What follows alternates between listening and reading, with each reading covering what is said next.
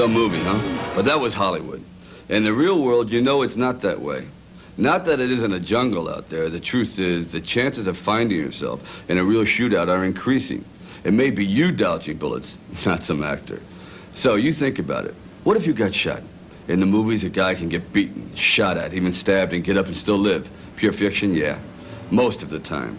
But the reality is, people have survived a whole lot worse. Why? One thing. The will to live. The determination to do whatever you gotta do to survive. Hey, doctors see it all the time. They may not be able to explain it, but patients are alive today who weren't given a chance to make it. Then there's the ATF agents like you. People who live through situations that make the movie seem tame. Call them miracles if you want. I'd say it's something else. But judge for yourself.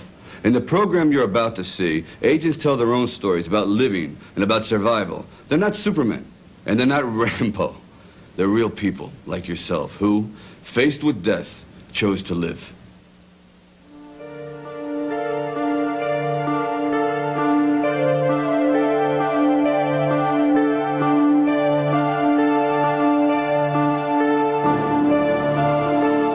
Well, this is one of those stories that I never thought would happen to me. I thought I was sharper than this, but I tell you what happened. I walked in on a robbery in progress, and suddenly I found myself in a situation. I always thought I could shoot if I had to. Yeah, I thought I could, but I never knew if I would or not, for sure.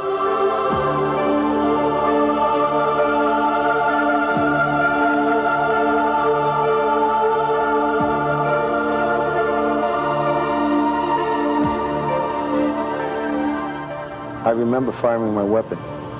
Nothing. It's my nightmare. I heard that sound, that click. I was out of ammunition. Then I heard a shot, and I felt pain in my right chest. A burning sensation, my flesh burning.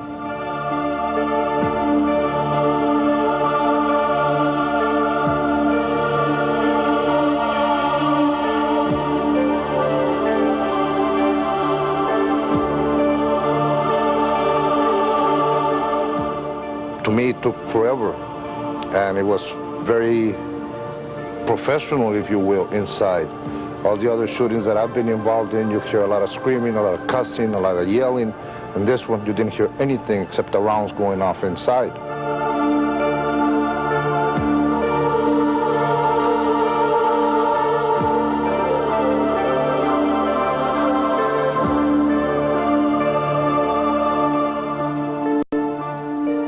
He pulled a handgun from his boot and began shooting me point blank. We were touching each other. And that he shot 5 times. He hit me once in the chest and once in the right thigh. He hit my partner in the hand. My partner, Bob Valadez, tried to break it up, and he took one in the hand.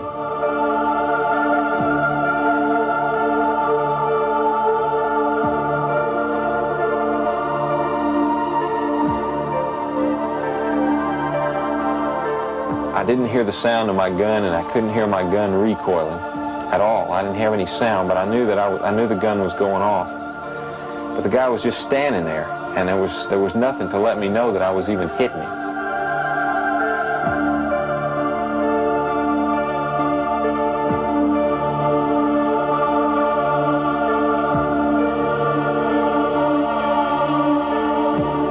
One thing I knew I couldn't do was panic. I had to assess and logically think what was going on.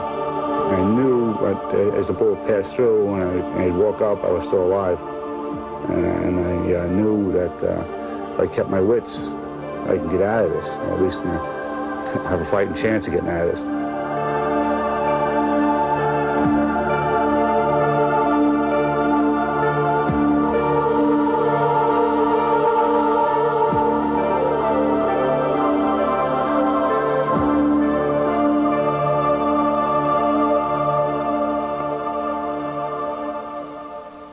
It's very reasonable to think that just because you've been shot, you're not going to die. There is a risk of dying from certain types of gunshot wounds, but the fact that you know you have been shot in and as of itself is a substantial indication that you have to worry, but you need not necessarily be at risk of dying.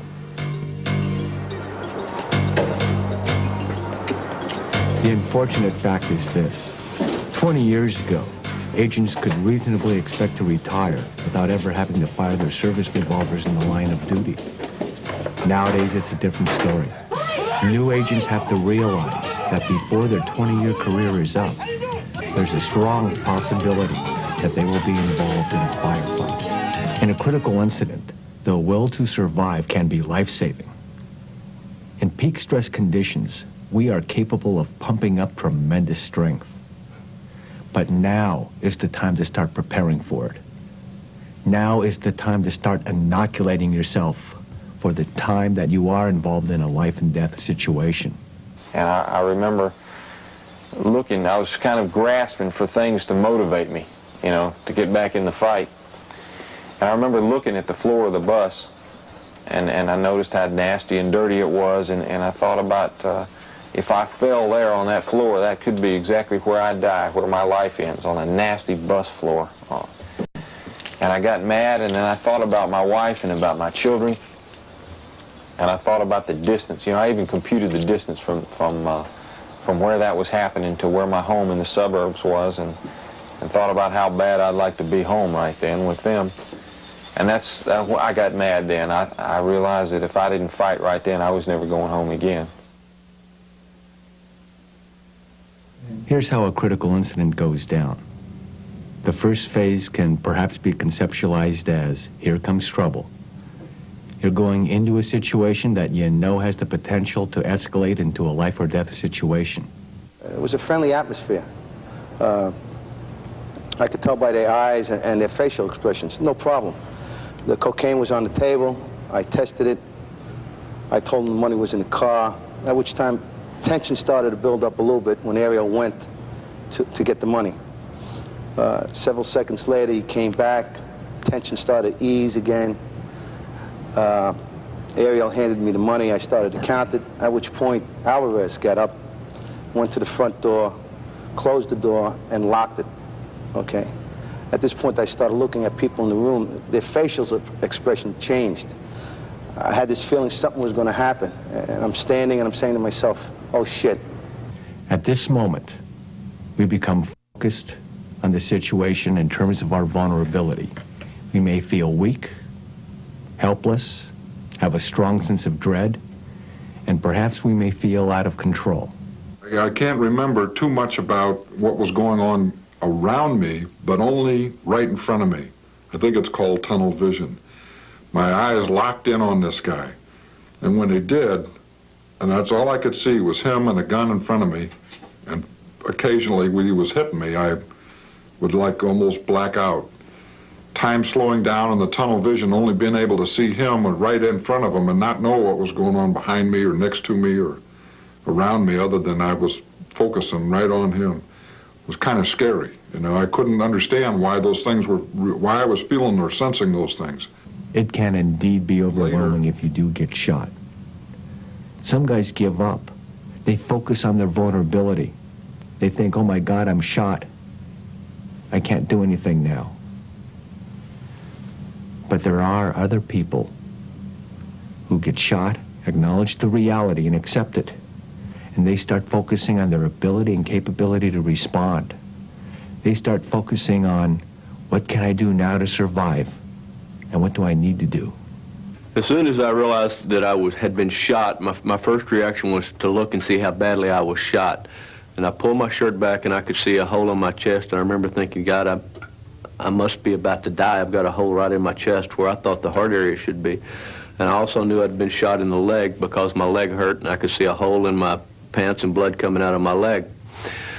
And Bob and I made a decision. We were not going to let someone shoot us and just walk out of there. We were going to do some things on our own. We were going to notify emergency vehicles, which we couldn't get anyone else to help us, and we were also going to try to catch the guys that had shot us. There's a couple of general principles here. When us human beings focus on a situation in terms of our vulnerability, we feel weak, helpless, and out of control. The more we dwell on our vulnerability, the more the negative emotion associated with fear can start to escalate, and that can lead to panic. But if we focus on the situation in terms of our ability and capability to respond, we feel more balanced and in control, and we can become very strong. I guess the real problem for me, when I realized there was a serious problem, started when he put his hand in my holster. And that's when I said, oh shit. If he got my gun, I knew I was dead, and I couldn't allow that. I couldn't let him have it. And reacting to that sense of, oh shit, so what am I gonna do? I'm about to be killed. And when I felt that, I just had to do something. And I resolved not to let him have the gun, and I knocked his hand out of the holster. And the fight was on. When we are faced with a life or death situation, we are capable of pumping up a tremendous amount of strength. Our will to survive, our instinct to survive, mobilizes tremendous power. And there comes a time during a critical incident when you realize you have to respond. You realize what it is you have to do. And you come up with the resolve to do it. This moment of resolve can perhaps be characterized as, here goes. The fact is, if you're shot and you're alive after being shot, the statistics would indicate that you've got a good chance of making it. The most important thing when you're being shot is to recognize that you have been wounded, that this might not necessarily be a lethal injury, and not to panic. Keep your cool, try and maintain a low profile. Remember what your training tells you to do in these circumstances. Keep your eye on the objective and maintain a disciplined state of mind.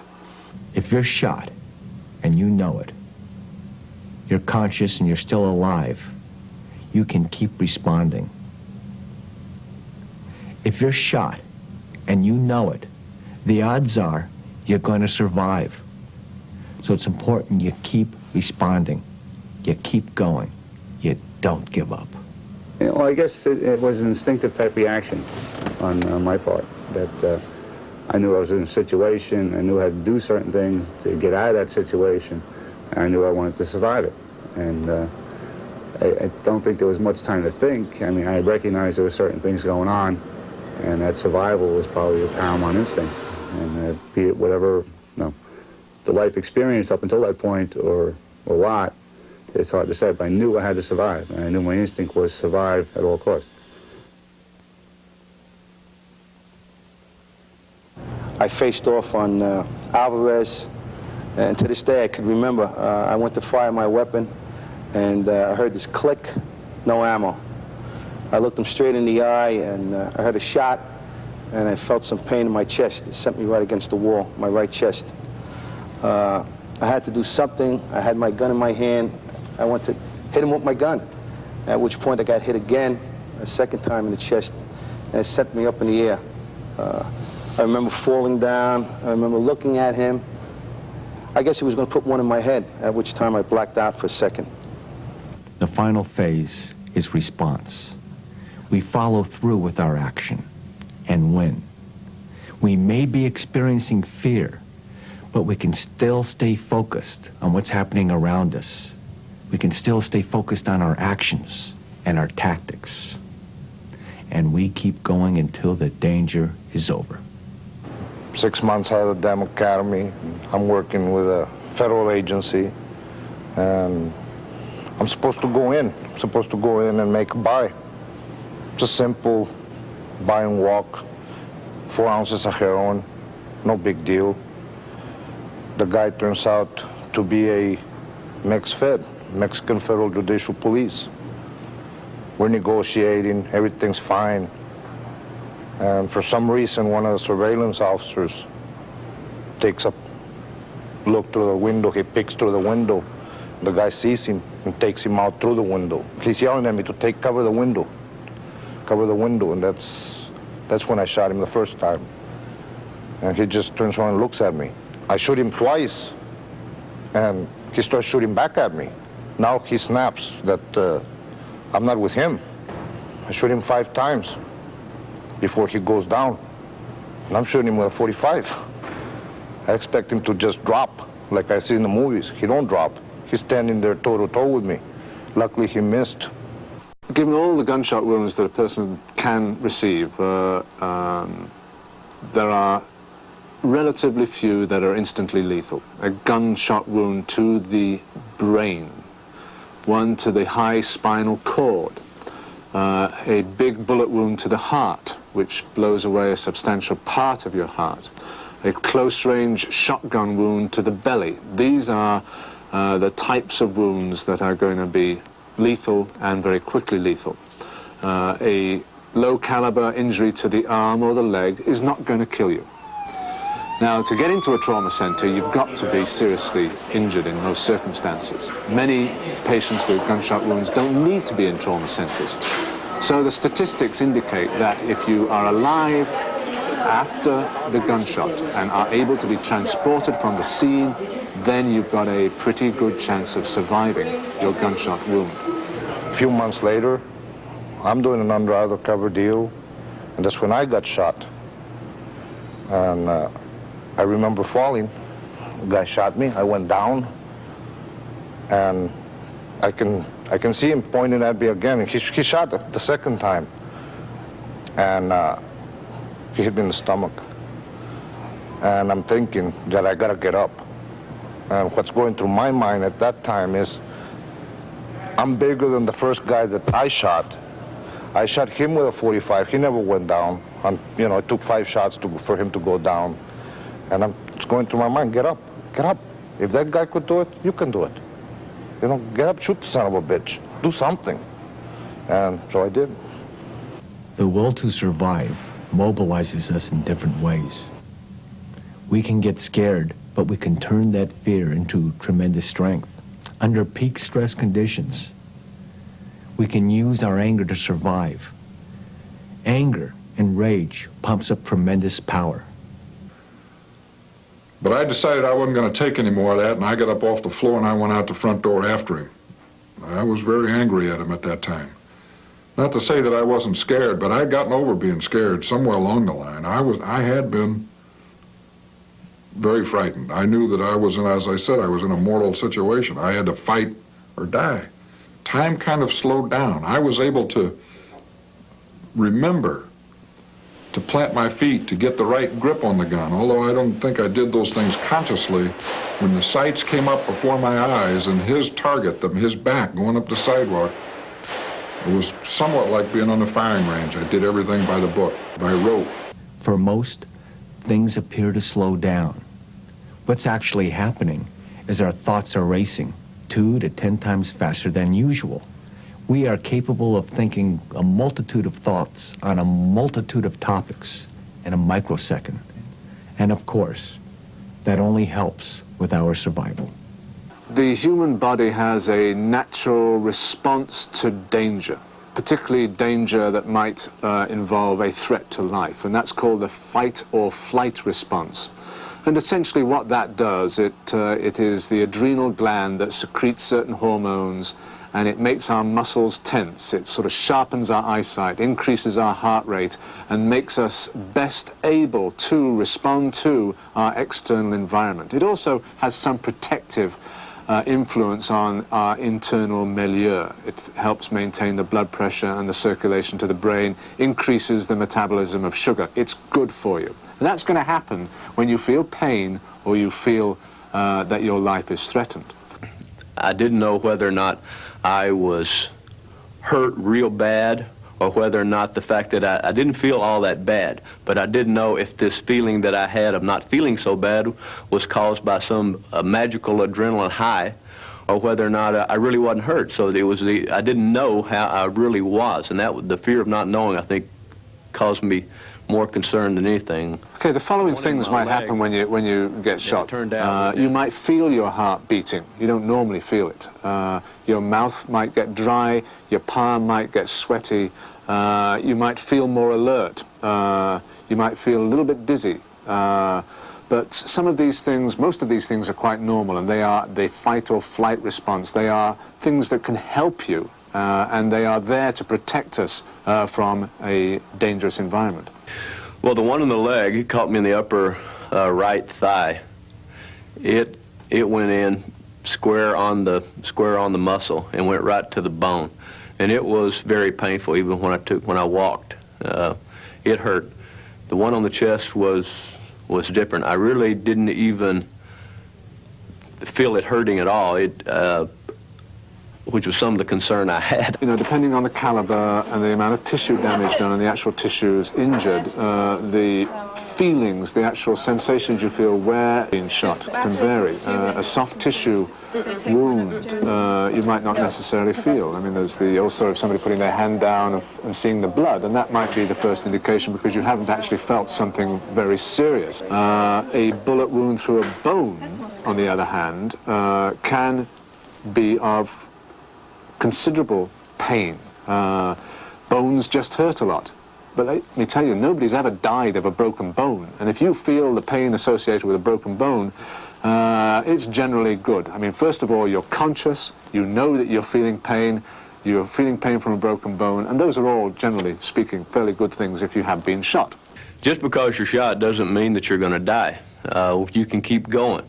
In the incident with Bob and I, we were not going to leave that bar having been shot and not capture someone that could at least put the case together later. So we made a decision that we were going to be law enforcement officers and capture the two guys that shot us for the investigation that was going to pursue.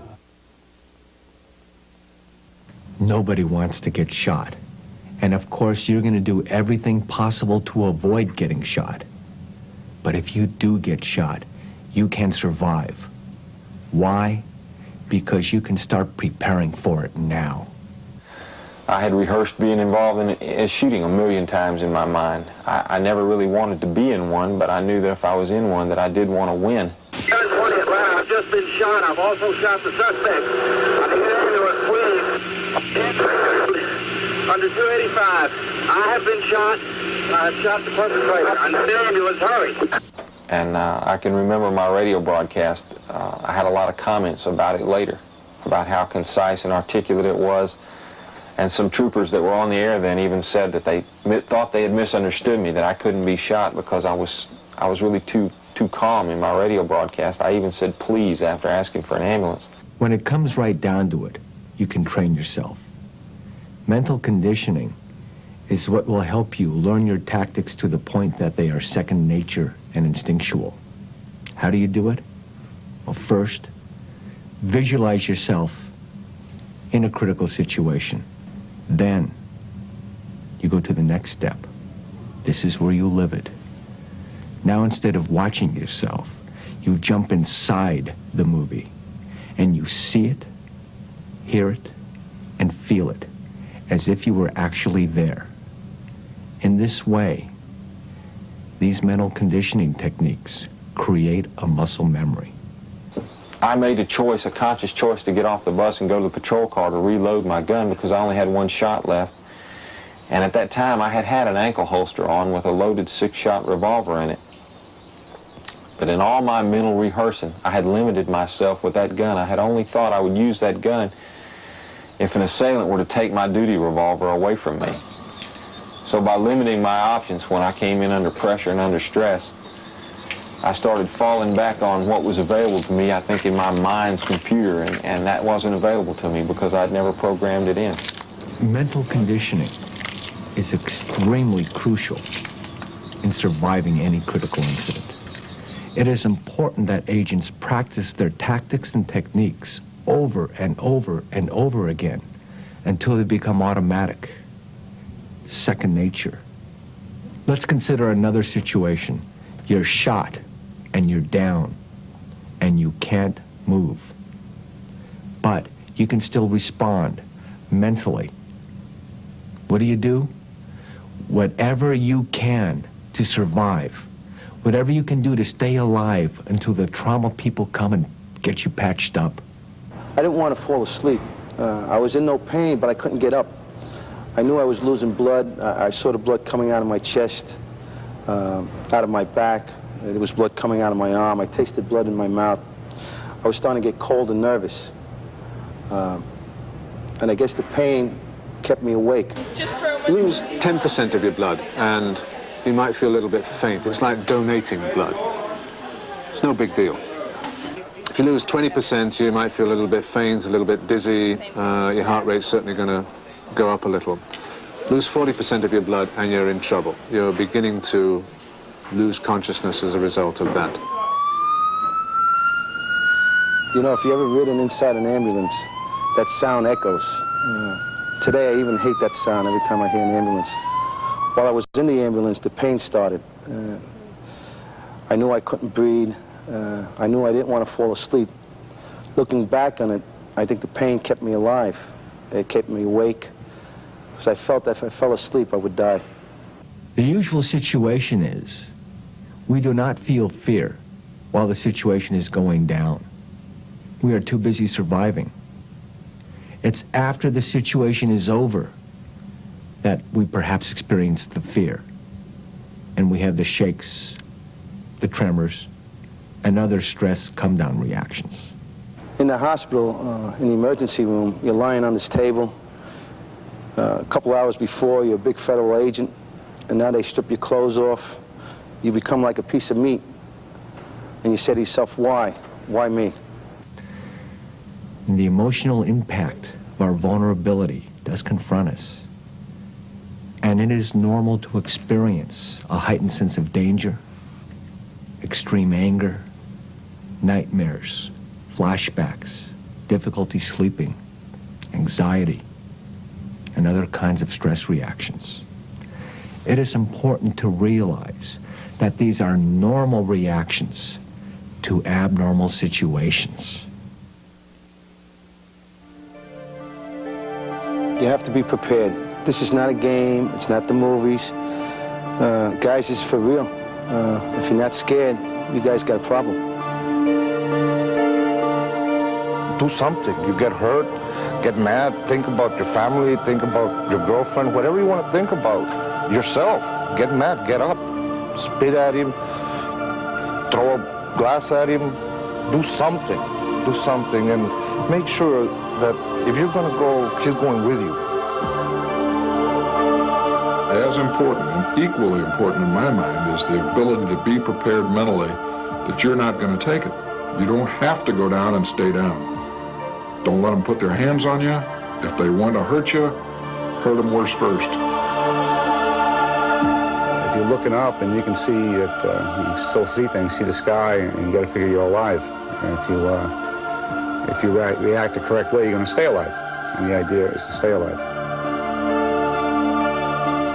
If you are not prepared to go out there and use deadly force, and more importantly, to have it used against you, and to come back from the shock of that and go on and to do your job, then today may be as good a day as any other for you to start selling life insurance or find some other honorable vocation.